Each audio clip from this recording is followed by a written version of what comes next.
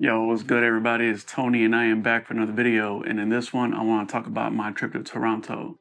But first, let's switch it up.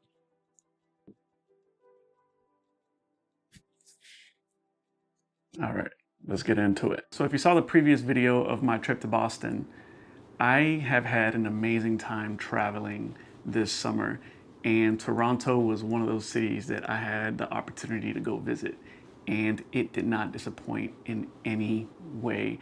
It definitely has jumped up to one of my top cities to visit, not just for photography, but in general. Like overall, the entire environment out there was spectacular, and I loved every moment of it.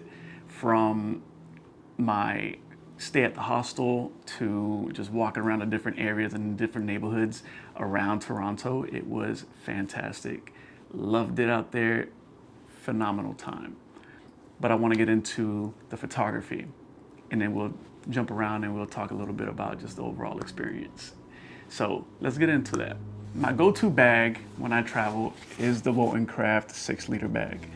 I absolutely love this bag. It does everything that I need to do, and it is compact. I love the size of it. I love the portability, and it doesn't get in my way. It becomes a part of my body as is, like onto the side of me. It carries everything that I need to carry. I love the fact that it has, you know, the 2 pockets on the side. I will get into an in-depth video on this bag because it's just a phenomenal bag. If you find yourself in need of a bag, I would highly recommend this one. I'm kind of interested in the 10-liter or their backpack, but right now, this is doing just fine. So aside from the bag, I brought my Nikon F3. I had purchased the Voigtlander 40mm f2, and I returned it. And I will get into why I returned that in another video.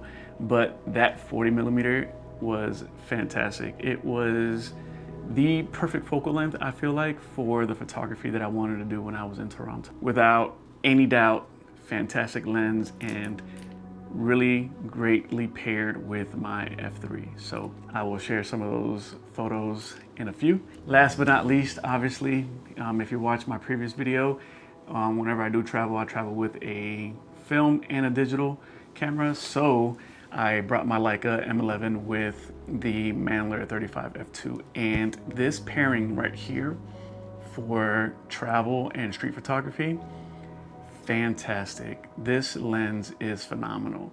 I did not shoot it at f2 unless I was like absolutely like scratching for light. The type of photography that I do is mostly during the day. So I was shooting somewhere between f4 to like f16, usually around the f8-11 aperture, you know, because I was doing a lot of zone focusing. Unless I was doing like some pre-focused and I found a composition that I really liked and doing a little bit of fishing. Otherwise, it was mostly just a lot of walking around and treated it like a point and shoot. Walk around, I saw the composition walking towards me and I snapped, and that was it. Other than that, I mean, that was basically it. But this combo, the Nikon F3 with the 40mm and my Leica and the Mannlicher 35 f2 covered all the bases for me. And that was an absolute win on this trip because the way that they just all fit in the bag pretty comfortably, with some exceptions whenever I was loading up some other things like an extra lens or something like that. Overall, definitely covered all the bases for my photography and I absolutely loved it. For the video, I used predominantly my Extra Muse, which is the camera that I record my talking head videos on now. And I will get into the whole switch up on my cameras and why I chose to go this route in another video, because this time I want to really focus on my trips, and this one particularly in Toronto. So let's get into some of the favorite photos that I really enjoyed when I was out there, because I was there for about 7 days. I had so much fun just covering so much ground. I clocked no less than 25 to 30K steps per day. I put my shoes to work. I probably need to get another pair of shoes because I definitely have put on some miles on my sneakers during these trips. So let's get into some of the photos that I really liked and my whole thought process behind it and why I like those photos the most. So we're gonna switch this up. We're gonna go over to the screen, show you some of the photos and kind of break down my thought process behind those. So let's get into that. This was one of my favorite photos while I was at the Toronto Public Library. Loved the color contrast and how the red pops off from the white. I was able to kind of carve out some of that space and get some of that shape. The lady who was walking down the stairs, she was also wearing white. It helped her pop out. Any other color would probably drown in, but that white definitely helped separate her. This photo was taken at the AGO. I've seen a similar photo like this before, and I've taken a photo that was kind of like this here in Tampa, but I really liked the colors and the shapes, the overall contrast, and it just so happened that another person who was wearing white came into the frame, and I really just like the way that the white pops out and it also helps the subject pop out. This was taken just outside of the train station. It was a very opportune time because this guy was just riding on his bike and he was drinking something, I'm not sure, but I just really like the fact that like his outfit kind of matched the bike. It was dark, and then the contrast of the stone, it just really helped frame him perfectly. This was a lot of patience required because I was trying to get the right frame. It took some time, especially because I was like at a very low angle when I was pointing up, and I was using the Leica M11, which, you know, it doesn't have a flip out screen or anything like that. So I had to really figure out how I wanted this photo to look, and then waiting for the right person to walk into the right spot so then that way I can get some of that shadow to the person's right, and then, you know, get that reflection of light going down on that person. Just kind of waiting, and it just so happened this guy was walking into the frame with this like super cool outfit. I really wanted to get this shot. Really love the way it turned out. I love the colors. I love the way it just falls in together with the shapes on the ceiling. Just really loved how that looks, and like how the light reflecting on his outfit, it just turned out really good. I really like this photo. I was on a hunt looking for a composition. I saw this car, and you could probably tell like if you zoom in, but there's this car strategically put into the wall. You know, it's kind of like an art installation. And then you have the CN tower right there. So I was like, okay, where can I position myself to get this photo while lining up the CN tower? And then this wall had a mural on it, and it was very reflective. The mural was reflecting building across the street, which looked amazing because like it just kind of looks like a continuation, almost kind of looks like watercolor. I was waiting for the right person. You know, fishing street photography is definitely a game of patience because you are sitting in that one spot, you found a composition, now you're waiting for the right person to come into the frame. And this guy, he was walking and he had his skateboard, which is kind of interesting, you know, the fact that he has wheels but he's choosing to walk at the moment. And I just really love like the silhouette of the individual as opposed to, you know, like pulling the shadows and then showing the person. I really liked the mystery behind it. I knew that I wanted to do this in black and white. I was just kind of waiting for somebody to walk by. I took a couple photos here from different directions, and this one stuck out to me the best because I like the way the shadow was coming towards me because I was shooting towards the light, so I was getting like that silhouette, and I just really love the way that it looks. I love the contrast in the shadows. We're getting into more of like that street photography, zone focusing type of photo where I'm walking, crossing the street, and I just happened to see this family and they were all getting like slushies. It was a very hot summer day, so as you can see, you have them walking and then they just all have their slushies in their hands, and I thought it was like really cool to just capture this moment because it looks like one of those photos that I would like, if I was to ever do like an art gallery of some sort, this is one of the kind of photos that I would like to showcase because I just really love the authenticity of it. This is another one of those moments in street photography where, you know, you're just walking in and you just have to be reactive, and that's where zone focusing definitely plays a really huge role. I love the fact that he's an artist, so he's carrying 2 paintings, and then he has his headphones on, and then you have the tram about to pass by him. I just really loved it. It kind of showcases, you know, the area and the kind of people that live there. Very artistic. This one was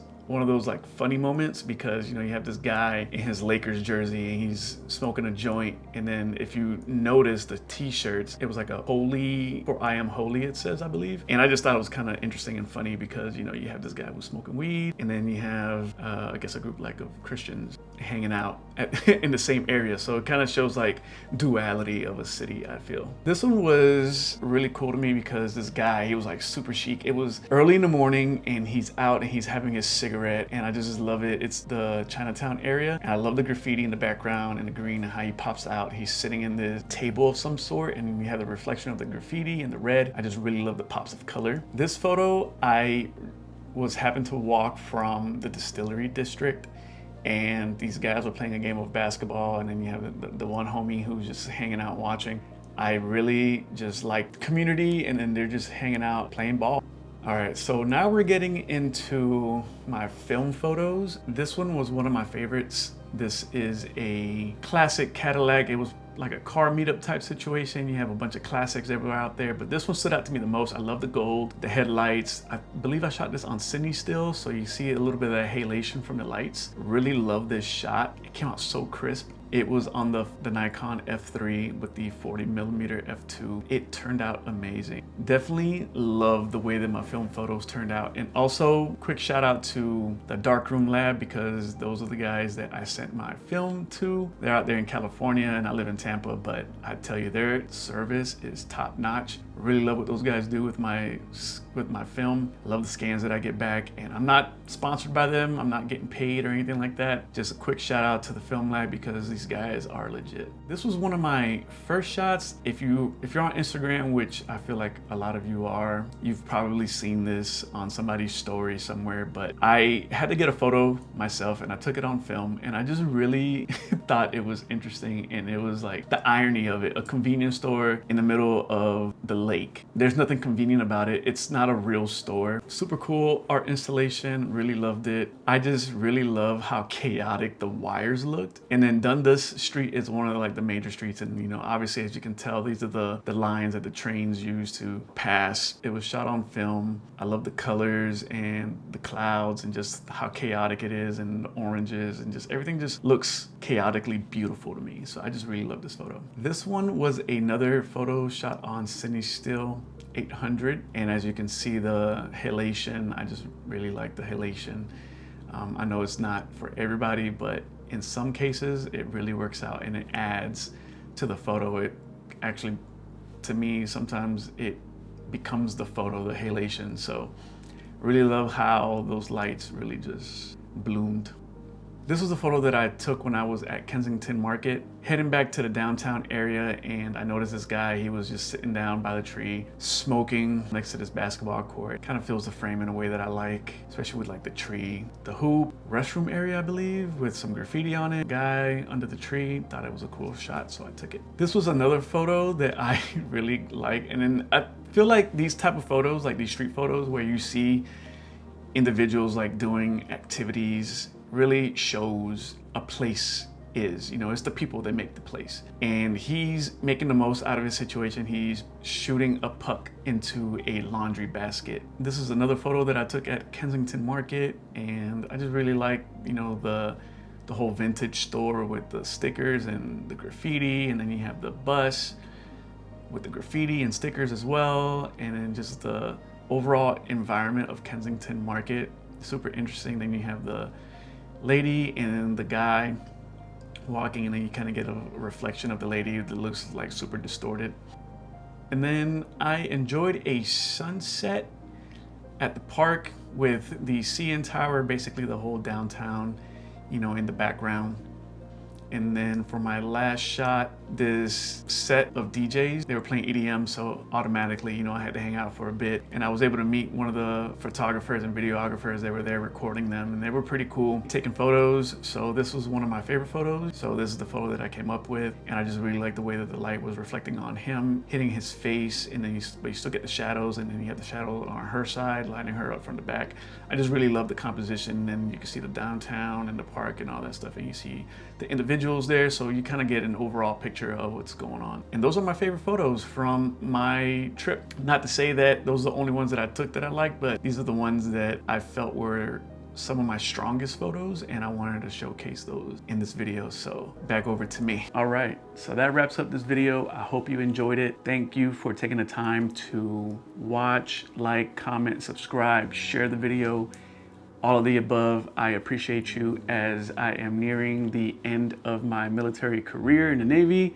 I am pursuing YouTube full-time. I will be posting regularly as I am transitioning out and trying to post at least once a week. So stay tuned as I have some more amazing videos to share with you and my experience in this photographic journey. So thank you for your time, and I'll catch you on the next one. Peace.